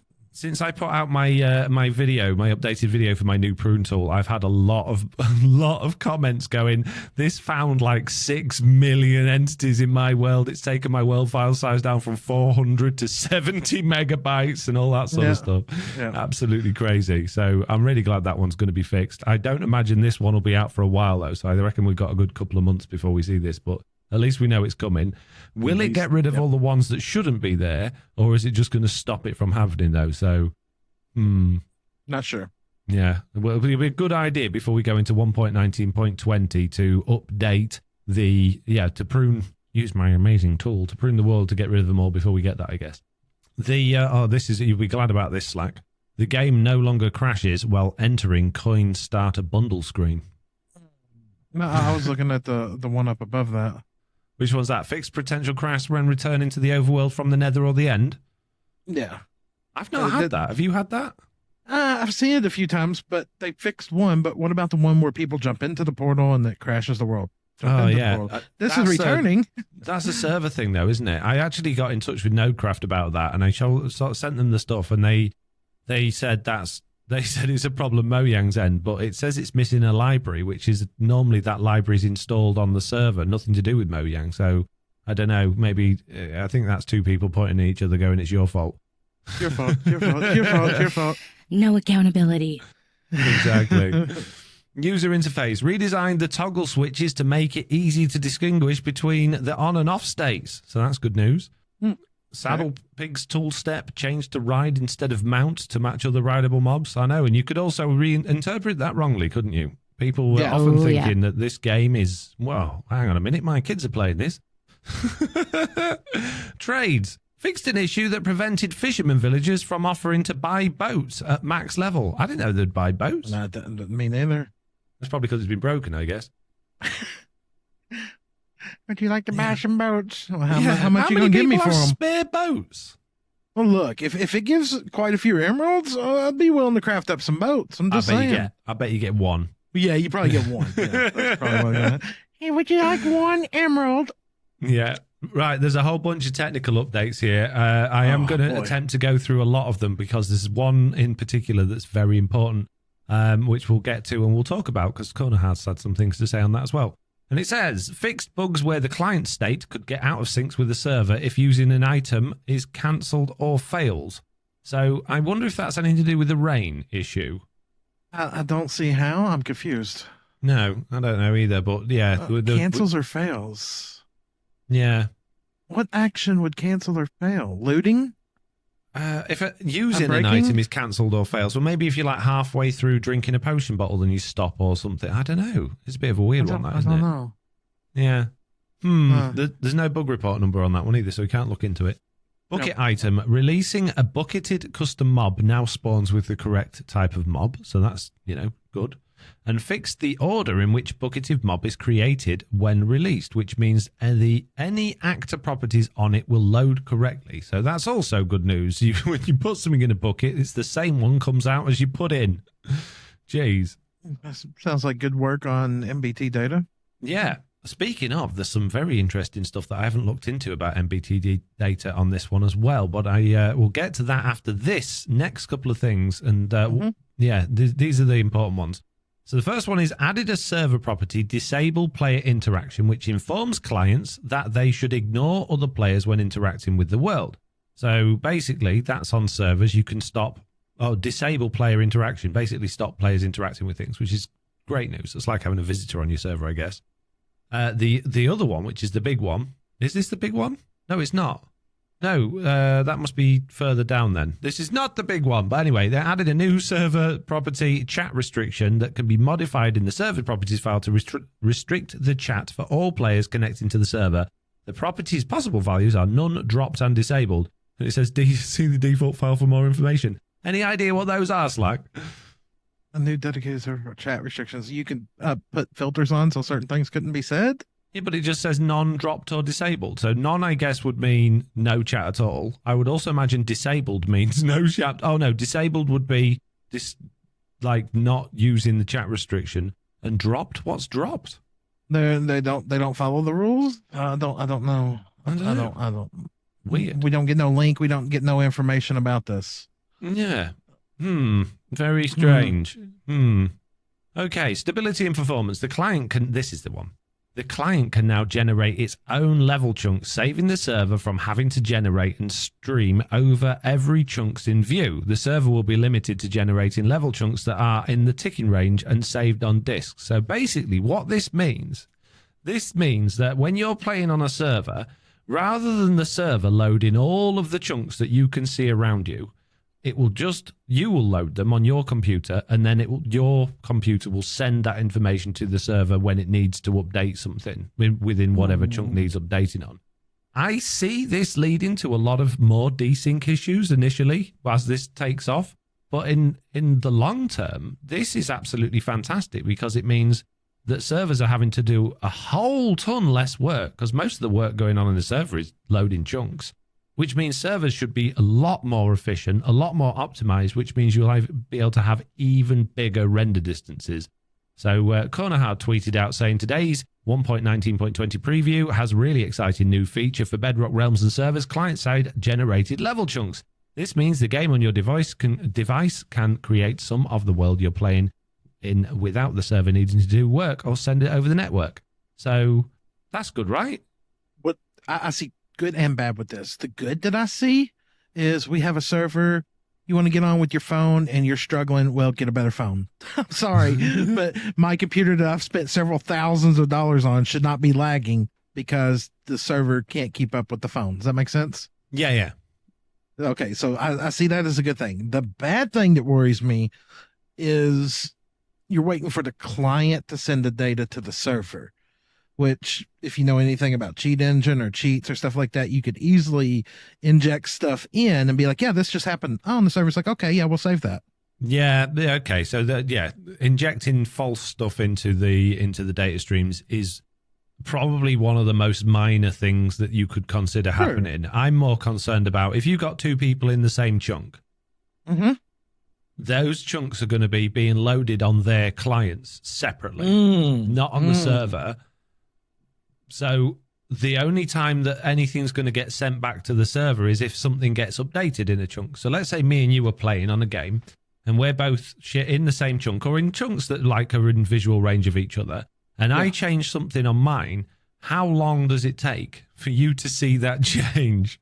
So how fast is the internet? Yeah, well, if I update something on mine, it's going to send that information to the server. Does the server then send it to you because you're already loading those chunks? And as far as your client's aware, nothing's changed. If you had two players in the same area loading at the same time, then it feels like the server would have to kick in and be like an active monitor. I get where you're going. So it's going to be like this has been updated more recently than the one you've got. Kind of like how Dropbox or Google Drive works. If you've got an updated version, it will propagate that to everybody else. I get that's how it's got to work like that, hasn't it? Otherwise, I could have built a house and you don't even see anything. Yeah, and then you move a little bit, and then you log out, and then mine that hasn't seen it, and I log out, and it saves, and all of a sudden your house is gone. Okay, what about when there's lag, and me and you both place shulker boxes full of diamonds on the same block? Because the internet's fast, but to ping a server that might be, let's say our server's it's in Amsterdam. So I place a shulker box full of diamonds on one block. It pings that information over to Amsterdam. Then it sends it back to you. You've just placed one in that split second at the same place that's sending that information back to the server. Which one does it keep? Yeah, because one of them is probably getting deleted there. It's no different than like right now. Like if you go to grab out of, say, a chest that's full of wool, I'll use wool as an example, and you got a hopper in the back filling it up, and you only need to grab half a stack. So you grab half a stack of that wool out, okay? So you're holding half a stack of wool. There's half a stack of wool in that chest, and the hopper's feeding more into it. You got to place that back. It'll eat the one in your hand. It's just gone out of existence. Yeah. It eats it. So I've got a lot of concerns about this, particularly for people playing on mobile that have got maybe 3G or 4G signal, and maybe there's low signal, or maybe their ping's bad. I mean, we know people on the server that play with nearly 200 ping or even over. That's a long time. That's like a quarter of a second. And yeah, that's like me. Yeah, and that's like a fringe case for it to work, but you know it's going to happen if you're working in the same area as someone else. So we'll have to see. I mean, this stability and performance, on the server side, taking the workload off feels like that's what it's trying to do. Honestly, it feels like they're trying to isolate out and get rid of the phone. So really, the slower devices, really, that's what it feels like. Oh, you got a slow device. Well, we can't help you get better. I don't know, because the phones could only handle, even if they're getting the information from a server, they can only handle however much chunks they can handle. So what I like about this is it means that realistically your render distance is going to be restricted to what your device is. So if you're playing on a phone, you're going to have a lower render distance anyway. I don't see the phones being a massive issue unless it's like a mobile data lag issue and they're just struggling to send that information back, because they're not going to be getting as much information from the server. They're not going to be sending as much back. So realistically, their phone's doing less work as well. So I don't know. I don't know. I think there's a lot of positives to come out of this, and fingers crossed the guys at Mojang have thought about all of these issues. But yeah, we will see, I guess. Jeez. Okay. Actor properties Slack. The added content errors for when there are too many properties on an actor, more than 32, or when a string enum name is too long, more than 32 characters. And they've restored the ability to use Mojang expression string for default values of actor properties. These are primarily useful for random starting values. So that's good. Jeez. Please explain. I don't know. I have no idea what that is. Right. Anyways. Well, I kind of do, but I don't think it makes any difference to literally anyone in the world. I'm sure I saw somewhere in this changelog, maybe I've made it up, but I'm sure we had new tags, not new tags, new commands. Have I made it up? You might be like me and seen another one. Somebody posted an additional one because I'm not seeing it. I definitely did. I definitely I saw. I did too. There was 2 more commands. One of them was to test what items NBT data it had, and one was to... They were both about the same thing, but yeah. I can't see them in there anywhere. Functions, scoreboard objectives, functions, block. Clearly, I'm making it up, but I know I've seen those because I was going to do a video on it. I just don't know where it is. It's gone. If anyone knows what these new commands are and where I can find the information of them, please let me know. Maybe they've edited the changelog to take them out. Maybe we shouldn't have known about them. Yeah. I know they were there, but they're gone now. So, I don't know. Anyway, Jessie, you disappeared through some of that, so sorry for ignoring you for a while. But no, it's okay. Have you got any thoughts on any of that stuff? No. Good. Okay. And I don't know what that last news article I got in there is from last week. So that is the end of the news, peeps. That's it. No more news unless you can think of anything. Nope. No, I'm glancing at the last change. You're looking for log. those commands as well, aren't you? Yes, controls, fix a crash assigned to invalid entry on mob spawner. No, I remember seeing a tweet and I clicked it again. Yeah. It's not in the changelog. It's definitely not in the changelog. Right, anyway, moving on to the Bugdate. Jeez, guys, we've been playing Minecraft Java and Minecraft Bedrock recently, so I'm assuming you've all got a bunch of bugs for me to go over. Come on. Yeah, Jessie, you can go ahead and start. Yeah. What's your favorite bug from this week? My favorite bug from this week is definitely the boats in Java. That one has been just irritating the heck out of me, that you can't get out without bobbing up and down like a maniac, and you're just like, yeah, totally, this is great. This is what I want. I love it so much. I don't get what you're talking about because I don't get that. What? You haven't had that? Oh, it's so irritating. I have no clue what you're all talking about at all. None. Most of my video that went out today is me trying to get out of a boat. Yeah. It makes no sense. Like, literally, I am AFKing on the hard course server. I get in a boat. I get out. Perfect. No problem. Wow. In, out. In, out. Now, are you all in normal boats or chest boats? Chest boats. I've been in normal boats. I'm in chest boat. Works perfect. Are you on land? No, I can do it land or water. Are you next to a block? Because I found if I was next to a block and get out. Nope, it's still the same on all. Weird. I mean, there's a minor bob as I get out for just like half a second. No, like not even that. You watch my video, it goes on for like 5 seconds of me just jarring up and down, can't get out. Eventually, you have to get in the boat or break the boat just to get away. I've not experienced that. I wonder if that's a ping thing. Yeah, maybe. Yeah, because the Java server that we were playing on is in America. Yep. America, so yeah, it could be a ping thing. Jeez, Jessie's always got a bad ping, and this is the first server I played on with bad ping. No. Has either of your chest boats gone missing? No. No. Nope. Just mine in silence after that crash. Wait, you guys lost everything. Chest boats? All my stuff was in there. I had like over a stack of beef. I had nearly a stack of pork. I had diamonds. I had nearly a stack of iron. I had everything in there, and it all went because Silent crashed the server and blamed it on me. Oh, yeah. That's when you were both out exploring, wasn't it? Yeah. Jeez. Okay. My bugs is just the ridiculousness of how Java servers load chunks when you go out too far. But I don't think that's vanilla. I'm pretty sure that's to do with this fabric mod or whatever it was. I can't believe that under normal circumstances playing on vanilla Minecraft on Java Edition, it's that bad. Because it was awful, wasn't it? Oh, it was bad. It was bad. And whew. Like I wanted to log out. I was like, no, I don't want to die because of lag. I know, it was awful. Jeez. What about you, Slack? What's your bug? You can't bone meal sugar cane. It's not a bug. It's a feature. That when you get in too many paper. Right? Because it's so easy to trade, right? It's so easy. You can only then you have to shift click over and then click over to this. Man. Yeah, I could see where it'd be such a hard thing. Yeah, just horrible. Horrible, yeah. God forbid What do they you sugarcane it. Are they gonna parity Java or are they gonna parity Bedrock on that? Are they gonna take bone meal and sugarcane to Java Edition or are they gonna remove it from Bedrock? What do you think? They better not remove it from Bedrock. Are you kidding me? No, I don't see them removing it from Bedrock. Riot. Yeah. It doesn't make any sense that you can't bone meal it, right? Yeah. Well, it's like one tall flowers. Why can't you bone meal them on Java? Can you not? No. Wow. They got it rough on Java Edition.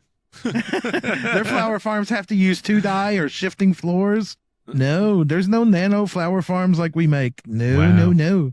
I told you, Bedrock Edition is just superior game Slack. It's way more polished. It's loads better. Okay, the community bugs then, starting off with Ninjara2020, who says, "Hey podcast crew, I ran into the following bug in my Minecraft world. When trying to tame a horse or donkey, it wouldn't move or try to buck me off and wouldn't tame. After some testing, I realised it was because my horse was standing on a top half slab and pathfinding was glitched. Took me hours of testing before I've placed full blocks and was able to tame my animals. Love your show. It always brings a smile to my face every week. Keep up the good work." Thank you very much. That was amazing feedback and a fantastic bug report. And it got the bug report in there that says llama horse taming won't work on top of certain transparent non-full blocks. And a bit of a weird one.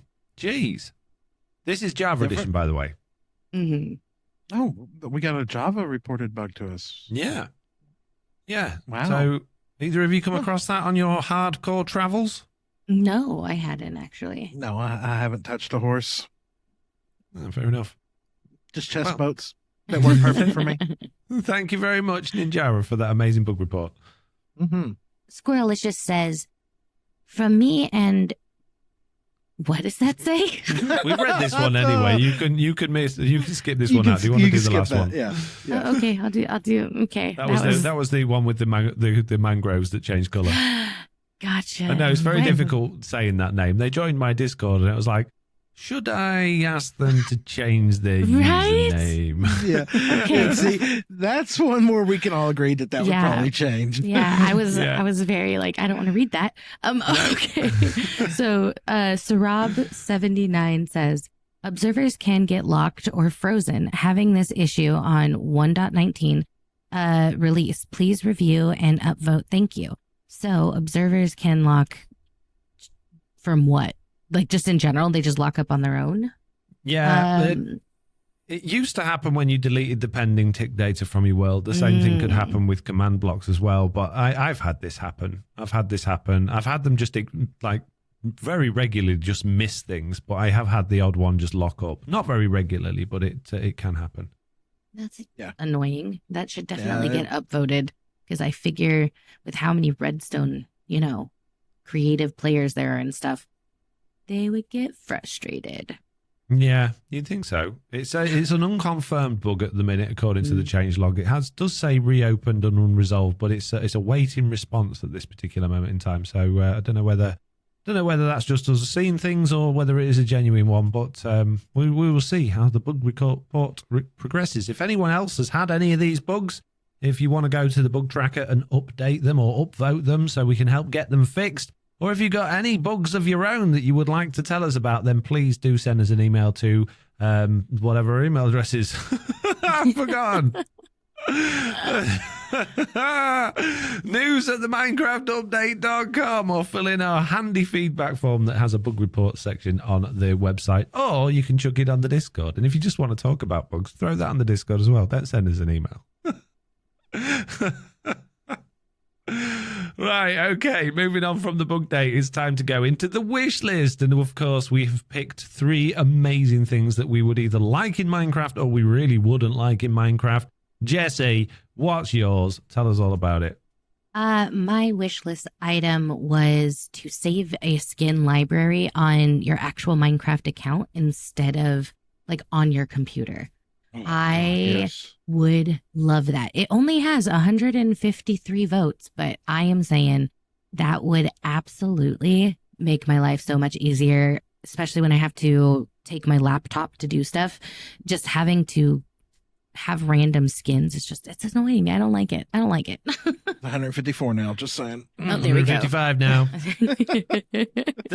I don't see that happening because they obviously the marketplace ones do that anyway, but your local ones, that would be fantastic, but I can't see them allowing us to upload, like, because it would be great, wouldn't it? Or even if you could, I know if there's realms have that sort of functionality, you can keep your realm on there.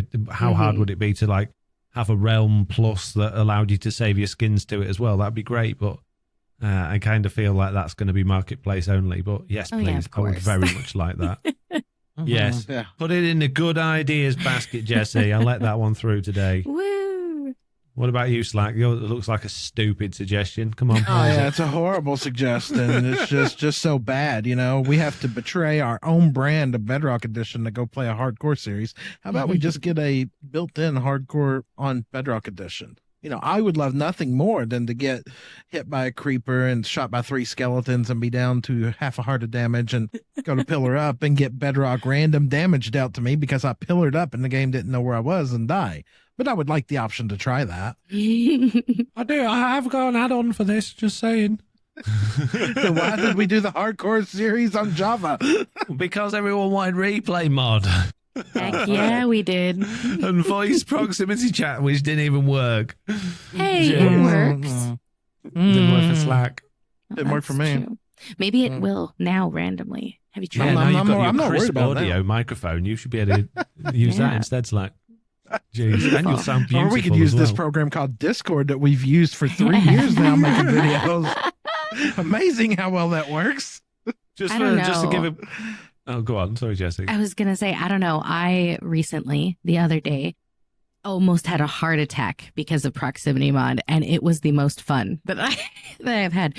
Ricky came up behind me in a mine shaft while I was, just mining away, and was like, "Hi, Jesse," and I literally, I saw lights. I saw, the end. It was died. I died, and I was laughing so hard. It was so much fun. See, we tried to do it, but obviously on the day one, Slack couldn't get it to work, so we all ended up using Discord instead. I haven't been in a situation where I've actually been able to use proximity chat yet, which is frustrating, but as an outsider, having not used it, I can see that being a really fun situation. Like someone's come along that you're not in a collaboration with already, and saying hello to you, and you can hear them. That's fantastic. But I still think, if I'm recording, if I'm just in chat, I'm not going to just be in chat with people if I'm recording, because it will affect what I'm doing. So if I'm in chat, it's because I'm doing a collaboration with somebody. I don't want to then have to go, "Oh, can you not go too far away from me, please?" Because it's making me edit difficult because your voice keeps cutting out. So for me, I'm still not convinced that proximity chat, unless you were just playing. If you're just having fun and playing, great. But if you're actually collaborating with somebody, I'm not sure it's the best thing. Yeah, because it has like a range, doesn't it? It's only like 60 blocks or something like that. Yeah, it's not a huge I just think of all the times me and Slack have gone to the end and we're in different end cities, and one of us dies and goes back again. We won't be able to talk to each other for an hour. Where'd you die? Oh, now let's go to game chat and let me type something inappropriate. No, I gotta flag that comment. Gotta get that reviewed. Banned. Why are you still talking to the shulker? James. Okay, so hardcore for Bedrock Edition. Are we putting it in the good ideas bin, Jesse? Sure. Sure. I guess we could want to play on Bedrock. Why not? Yeah. We'll have it just this once, but only if they give us good shaders as well. Okay. Is that your? Let's see. Is that yours? No, that's not yours. What? Oh, I figured you would have, suggested good shaders, but yours is different. No, I haven't, because I had 5 seconds to find something, and I just flicked through until something jumps out of me. So mine is something I already also have an add-on for, and that is the ability to hide featured servers from the list and expired realms. Yes. I've got 3 realms that I haven't played on in like a year, and they're still there at the top of my world every single time I go to play Minecraft. I don't want to see them. I don't need them. Either let me put them in a different tab, or just let me get rid of them. Let me hide them. You can get rid of them. No, you can't. They store your information for 18 months after you've cancelled the realm subscription. I removed mine. No, okay, fair enough. Well, I know. What if I don't want to remove them? What if I just don't want to see them? Fine, hide them. What if I'm thinking I'm going to go back to that in a year? Yeah. Okay. Well, then I'm going to upvote this now for you. Okay. Hold on. Good. Let me click this. Okay. It's 259. I'm going to click vote. Now it's 261. Okay. It wouldn't be so bad if they didn't come at the top of your world. If it was just in a different tab. But it's more, to be honest with you, the featured servers just annoy me so much. And that's the thing I got a resource pack for, just to hide them. Because I hate mini games and I hate multiplayer, because obviously that's what so-and-so said I did. Yeah, I hate seeing anybody even related to it. So I don't want to know that multiplayer. If I could get rid of the multiplayer tab from Minecraft altogether, that would, for everybody, if I could make an add-on that just removed everybody's multiplayer tab, I'd be happy. Oh, there you go. Truly solo Minecraft, right? Yes. Oh my No, goodness. I don't want to see the featured servers. I don't care. Either put them to the bottom, or let me turn them off, or put them in a different tab. Because you're not selling this to me, Minecraft. I'm not, just because you're shoving them up there in my face doesn't mean I'm going to click on them. So I get it. I get why they're there. At the end of the day, they're partnered with Minecraft, and there's money and stuff. But just let me turn them off. Just let me turn them off. No, you might log in one day on accident, or your child might, and they might click buy on something. Oof. Yeah. Yeah. Don't have no mine coins? Would you like to get more? Yes, please. No, click. See, this is how bad it is at my house. Like, Oliver will go, "Oh, can I buy some Roblox with my pocket money?" Or I'll like if you do all of these jobs, I'll buy some Roblox, or I'll get you some mine coins. Do you know how hard it is to buy mine coins for someone else? Yeah. Yes, I actually do. Yes. You have to go to Amazon and buy a Minecoin voucher, and the cheapest one they do is like $8.99 or something, and it's for like way more Minecoins than he wanted. And then do you know how to get them into Minecraft? It is the most stupid system in the world. There's no, you can type your code in Minecraft. No, you got to go through the Xbox store. Oh my goodness. You got to find on the Xbox store how to redeem a code and then put your code in through that. There's no way, well, maybe there is a way of doing it on an app. I can't find it. There's no QR code. There's no scan this. There's no go to this website. It is the most infuriating, ridiculous thing I have ever done. And they want, if they wanted to make more money with Minecoins, just allow us to redeem the card or the code in game. How hard would that be? Yeah, exactly. I can never remember Oliver's account password. Why would I need to know that? It's on his iPad. I got you all these Minecoins, Oliver, but I can't put them on your account. Dad. It's so annoying. Jeez. Anyway, so are we putting this in the good ideas bin? Get rid of featured servers and hide expired realms? Absolutely. Oh, I love it, but I don't think we'll ever get it. But... Yeah. Amazing. Fantastic. Well, obviously not this week, but next week, hopefully we'll have a little bit more to this section where you guys can send us loads of email nonsense, and we'll find some way of shoehorning it into this section. But for now, unfortunately, we're going to be moving. I say unfortunately, I like the questions section. We're going to be moving on to the questions. If you would like to ask us a question, then please send an email to news@theminecraftupdate.com, preferably with question in the subject line and preferably containing a question. rather than, just a list of what you've eaten this week. Or you can fill out the form on our website. Again, there's a section on there for questions. Starting with Jammy Toaster 600, who says, "Hi, Foxy. Since you're behind in videos," I'm not anymore, I got 4 videos coming out this week. "Since you're behind in videos, creating add-ons, streaming, and have all the time in the world, I have an add-on idea for you." Oh, goody. "Using player variants and armor render controllers, I made a pack for my private family realm that allows you to turn off and on your armor enchantment glint in-game via items. Is it possible to make in-game colored armor glint so players can have custom touch to their armor? If so, would appreciate colored glint FoxyNoTail add-on." You could probably do that with a resource pack, I think. I don't think that would be too difficult to do. With a resource pack, obviously, you wouldn't be able to use items to change the color of it. But you would see, maybe holding a different colored item, like if you had dyes and you held a different color of dye, it would switch what color armor you was. But you wouldn't be able to craft it or anything like that, because it would. You can't remember what item. If you put like a half-broken netherite chest plate into your crafting table and try to craft it with something else, it's just going to give you an unenchanted, fully repaired one back again. So, yeah, but you could probably do different coloured armor glints, I think. What do you guys think?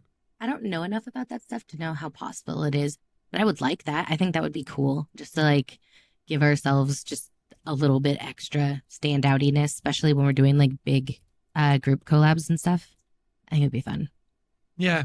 I did something similar on my Infinity Dungeon map, where I made the more harder mobs had a force field, almost like a charged creeper force field effect going around them, which was just animated different colours. Like they had the rainbow ones for the Infinity mobs, and they had white ones for strong ones and black ones for wither mobs. So I don't see that being too difficult to add to armour, but I don't know if it's something that enough people would really be that interested in to do it. And how also would you pick it? If you did it as resource pack, you could probably do a slider menu to change the colour depending on in the options menu. That's me. I'm going to go because they're here for my floor. But I will end this now and I will send it to you. Okay. See you later, Jessie B. Have an amazing week. Bye, guys. Thank you. Bye. Oh, man. It's just me and you, Slack. I'll do the long ones. Well, looks like I'm just sitting here for the rest of the podcast. Yeah. So would that be something you'd be interested in, Slack? Would you want that? It would be cool if we had something like that. Okay, here's a question to you. If you were on TB and you could have your armor have a specific color glint, what would you have it? Blue.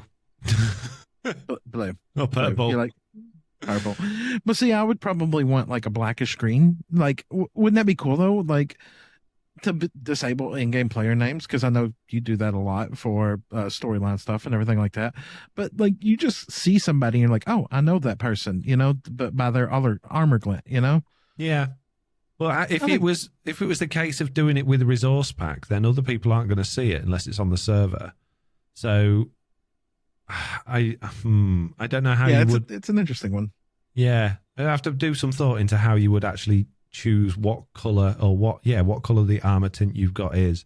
Maybe you could have a slot in your inventory that was dedicated to a color of dye, and what color of dye was in that particular slot in your inventory, that's what color your armor was. So obviously, if you've got a full inventory, you're just not going to care about what color armor you've got. But otherwise, I don't know. Who knows? It is an interesting one. Yeah. Anyway, moving on. Cucumbers says, "Hello, hello, update pod crew. With the latest..." Oh, geez. It's like I'm reading words that aren't there. "With the release of the Wild update, what do you think the next update will be? I'm personally against the idea of an end update, as I feel the end is intentionally barren and uninteresting. However, I'm sure my opinions will change if they show us a pre-release footage of Minecraft Live if they decide to do it, because Mojang always makes such amazing updates. I think a food farming update, magic update, structure update, deep dark portal update, parity bugs update, combat update, or archaeology update could be good choices. What do you think about them? Thanks to the amazing podcast. Keep up the great work, Cucumbers." Food farming, meh. Magic, need more info. Structure update, is that new structures or reworking old structures? It would be nice to see the old ones get a little bit of a rework. Wouldn't you think? Yeah, I'd like to see that. I'd like to a magic update. I'd love to be able to have like magic powers and do like ranged attacks with something other than a bow or a trident or a or a crossbow. You're a wizard, Foxy. Exactly. How cool would that be? Yeah. Isn't archaeology like dead? Yeah, there was nothing interesting to me about the archaeology update apart from the fact that I thought we'd be able to get like sand layers and dirt layers. But when they told us we can't get that, I was like, no, I don't want it then. Not bothered.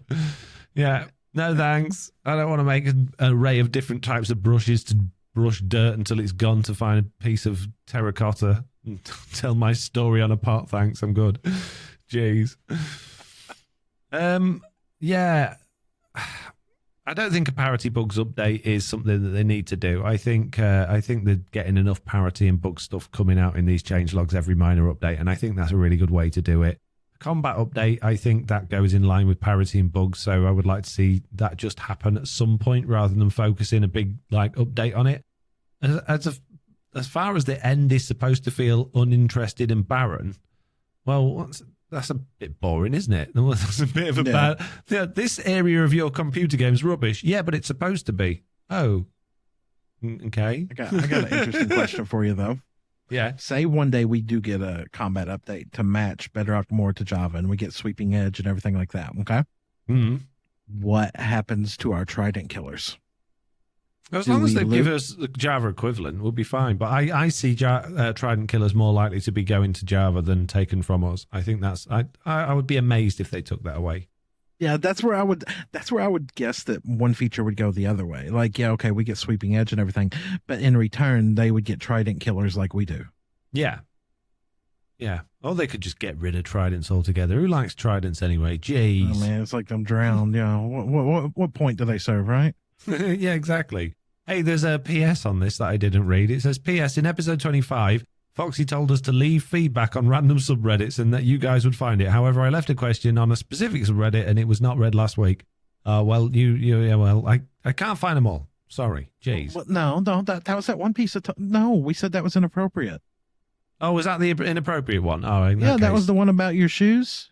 Oh, what? Oh, geez. In that case, Cucumbers, you need to have a serious, take yourself to one side and think, oh, my goodness, you can't go posting that stuff on, like, specific Reddits. Jeez. I know. That was just something insane and crazy. Jeez. Wow. Anyway, Slack. I don't even know how shoes would fit in there. It was a very weird conversation. Let's not go back into that. Yeah. Good point. Right. What's Woden got to say, Slack? Well, Woden says... who has impressed you the most recently regarding their season 4 content? For me, I have loved Tiz and his consistent uploading, but Mr. Pigglesworth has done so much lore building, and I love the story he is telling. Love what you guys are doing. I'm going to go ahead and go out on a limb here and say that I'm in the same boat as Foxy here. And as much as I love my server mates, I don't watch their content. I have no idea what anyone's been up to. I tell you what, no, I tell a lie. Jesse's been building some amazing stuff. Having neighbours has been really helpful seeing, progression of stuff. Tiz has done amazing work at his base and in the nether. Jesse's done some amazing building. Mr. Beardstone's village is absolutely incredible. Zloy's thing at the bottom of my base looks great. Aside, and all the stuff over at your base that I occasionally wander past is just incredible. I think everyone's doing great. I couldn't pick one person that's doing better than the rest, and I shouldn't, because I haven't. The people that don't live near me, I haven't seen what they've done. So unfortunately, Woden, we're not overly well versed in what the other players are doing unless they specifically tell us, or we just happen to have gone past. So. Which is it's a sad thing, really, but life's too short, unfortunately. It is, but I've actually caught myself, now that we're doing different things, peeking in more on other members of our community. Like, I drop in and drop lurks in on your hardcore streams with Mitts, and when I see people on the hardcore server, I'm dropping a lurk over there and occasionally watching. It's interesting to see something different.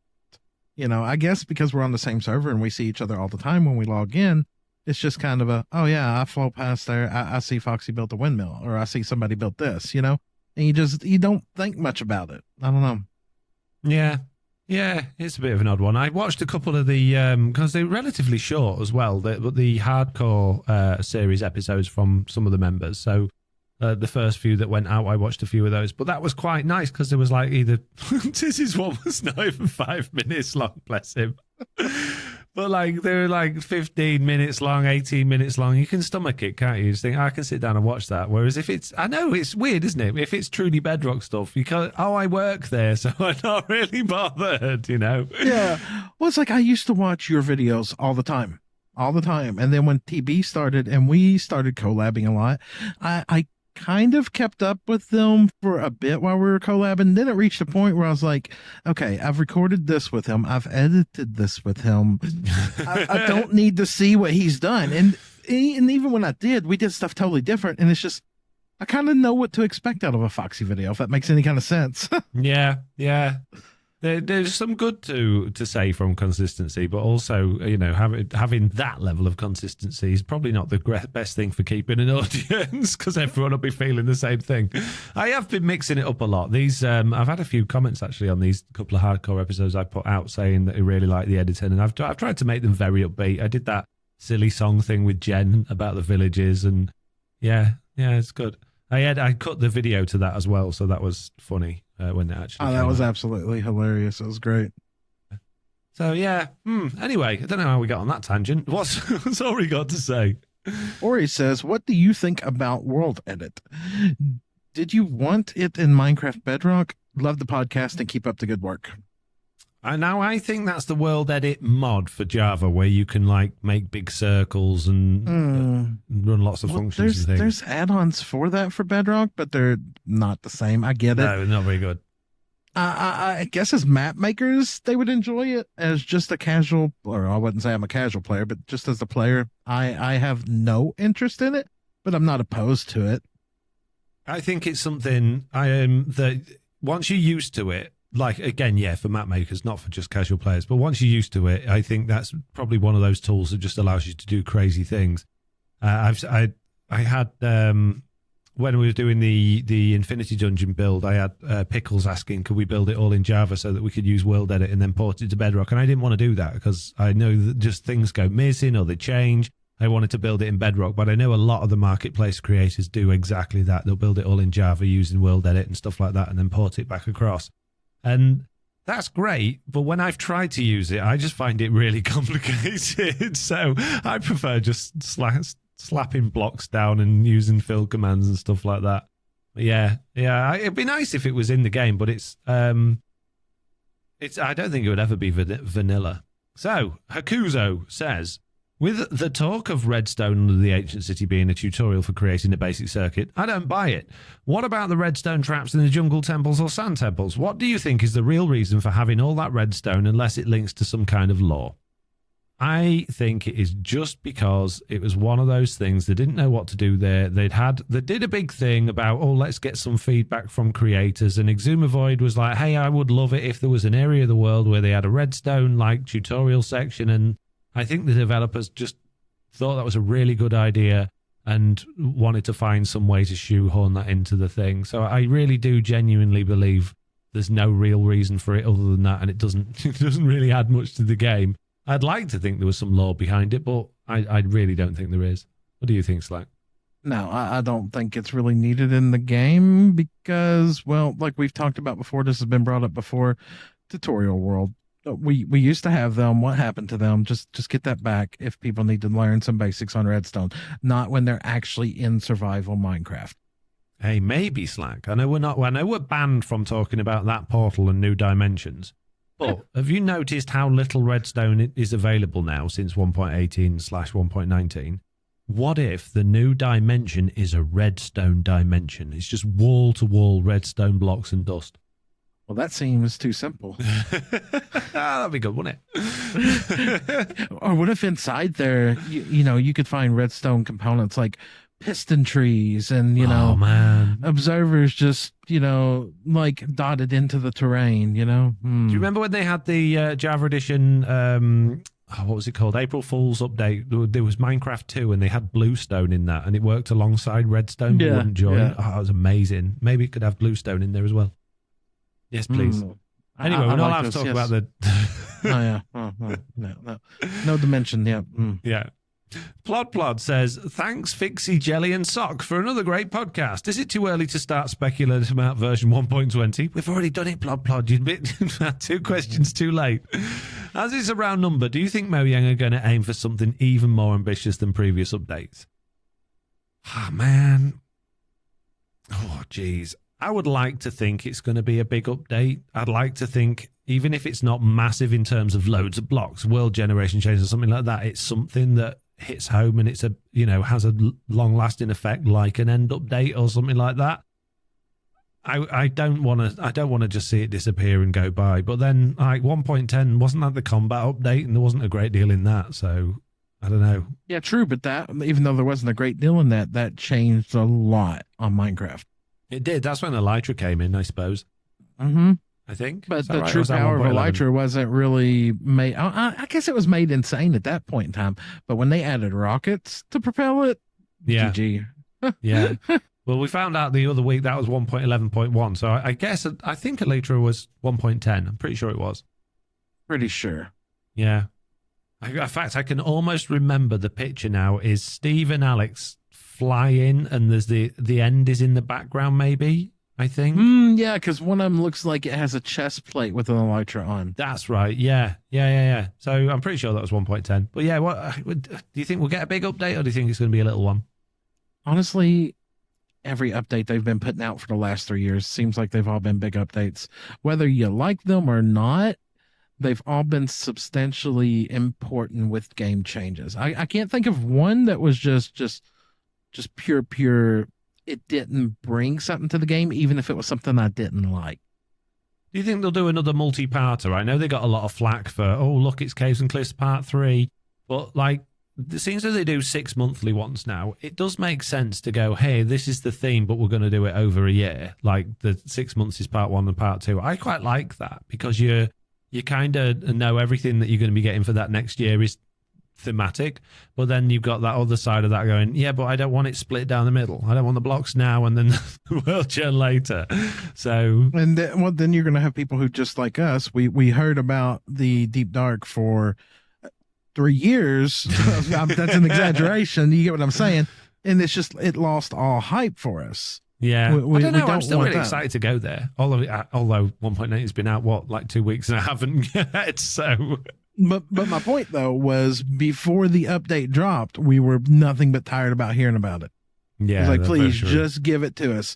And then wasn't there that post about feedback and potential changes that they're going to do on what we're going to get towed and such? Yeah. I don't necessarily think they need to tell us what's going to happen for the whole year. But if they said, okay, this is the theme for the year, and in the first half of that, this is what you're going to get, and they keep the second half stuff quiet, maybe. Yes. All right. Be like, yes. Okay. So the theme this year is going to be the end, and we are potentially going to do this for the first part of it. And if they have bigger plans, they just don't say nothing about it until that time, you know? Yeah. Now, I can see that being good for one part, because you'd be like, oh, okay, let's speculate about what's going to be coming in the second part based on this. Like, if they'd have done that for the Deep Dark and gone like, hey, we're going to be doing a Deep Dark update, the first part, you're going to be getting this, and there's that portal there. In the second half, we're not telling you. Then everyone would have like, we did anyway, but everyone would have been going mad about the portal. If they did that about the end, I think, okay, we're going to get this, that, and the other in the first half. But would you then be thinking, well, I don't want to play Minecraft for another 6 months because I want to wait till the full end's finished? Potentially. See, that's where, oh God, was it the podcast we were talking about that, or somebody? I can't remember. But yeah, it was the podcast where, okay, I don't want to generate my world because it won't have all of this feature in it. And I don't want to make a new world again in 6 months. Yeah, exactly. So maybe not the best idea. I don't know. Oh, man, I'm in two minds on that one. Jeez. Mm-hmm. Right, anyway, moving on to your favorite person. Patman. Oh, my goodness. It's so good to hear from Patman. If you could use one word to describe your time playing Minecraft, what would it be? If you could use one word to describe your time playing Minecraft. It's the same thing twice. Okay. Deja vu. That's so weird, right? Okay. One word to describe your time playing Minecraft. Oh, jeez. Forever. Long. Endless. Yeah. Life consuming. Yeah. I have no idea. Who knows? What do you mean I've been sitting at my computer for 15 hours straight? Yeah. Too long. No, that's 2 words. I can't have that one. Who knows? Life Batman? sentence. Yeah. Pain. Oh, wait. Hate. Beardstone. Beardstone. Oh, God. Oh, jeez. Right. Slack. Oh, go on. Oh, God. No, I was going to say, isn't this where we say the cheesy ones like community, friends, gaming, all that stuff? Multiplayer. Multiplayer. That's it. That's the one. Yeah. SMP. Right. Moving on to the last question, Slack. I'll let you do this one. Okay, Aiden now here says, "Hi, Foxy, Slack, and Jesse. Aiden again. My question this week is, if you are the only Minecraft developer, what block, mob, biome, dimension, portal effect, and command would you add?" Whoo, Foxy. Okay, what would I add? What do I have to add? One of each, or is it just one of any of those? Because if it's an ore, it's going to be unobtainium, so that I can add really strong stuff that never needs repairing. Oh, yeah, that'd be perfect for a hardcore world. Can the armor make you completely immune to? Yeah. And obtainium, I will never die. Once you got that. Yeah. You got sharpness 10 million on your sword, looting 500. It's just the best, Slack. Thorns 500. Anything even gets within 500 blocks of you, it dies. Oh, can you imagine though if you're dealing with villagers and you forget to take your armor off? Oh, jeez. Dimension, obviously, new flat world, please. Flat world dimension linked to my other one, or just another overworld. I don't mind. New biome. I would like the. What did we talk about last week? We all wanted new biomes, but they were all forests. Can't remember. Yeah, forests. Yeah. I don't know. That's probably about it. What about you, Slack? Oh my goodness. Okay. Let's start at the beginning. Block.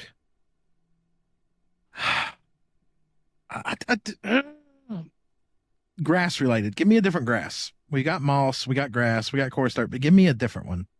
Give me something that I can change around. I don't know what it would be, but I want a different grass block. Okay, more grass. Okay. Yep. Okay. Mob. No. No.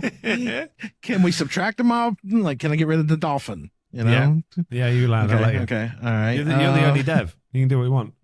Oh, okay. I'm the only dev, so things are a lot better. Bye, dolphin. You're gone. Biome. A true wasteland in the overworld, not like the desert or anything like that. Just a hazardous, just burning, kind of like a nether breakthrough dimension on the overworld, more than just a portal. Okay. A scorched earth area, so where you can obtain pretty much every nether related block if it were to generate, but in small patches. Okay. Fair enough. So there could be a small eruption spot where maybe it's a volcano where you can find nether quartz or something like that. Parts of the nether have exploded into the overworld. Nice. Dimension. I could go with you on the flat, like a little test world. Yeah, that'd be nice. Yeah. Potion effect. At this point, I'm like, give me the, no smell potion. No. An unsniffable potion. Yeah. And command. You haven't done ore. Or. I can't think of nothing unless there's another ore to add in with redstone related stuff. So that you could have two different redstone signals side by side. Yeah. Like Bluestone. The joke. Yeah. Bluestone, the joke, Bluestone. Okay. And what command? I didn't think of a command. Yeah, I can't think of a command. I'm going to let you think while I'm thinking. Mm-hmm. Well, I would really like that command that I saw in the changelog that doesn't exist anymore that allowed you to test what tags an item had so you could decide what type of item it was when it's gone. This one would be a technical one, and most people would think I'm crazy. I would like a density check command. Oh, okay. Or mobs / mob count. so I can get a count of what mobs are around me. Like there's 8 surface mobs, there's 16 cave mobs, but 5 of them are creepers. One. Yes. Yeah. Oh man, yeah, that's a good idea. Yeah. We could call it the F3 screen. Oh really? Wow. Oh man. And on that note, unfortunately, this is the end of today's questions. If you would like to send us a question, please do at news@theminecraftupdate.com. Put question in the subject line or send us something on our feedback form or chuck it on the Discord. Whatever, I'm happy in any of those places. Genuinely, I'm sorry for fussing earlier in the live stream, in the podcast, but you understand. I'm not mad. I'm happy. Just keep them coming. We love it. Anyway, that's it for today's podcast, other than to tell you what we're going to be up to this week. I have videos going out this weekend. I've got streaming going on, and that's probably about it. What about you, Slack? Same. We got TV Stream Weekend this weekend, too.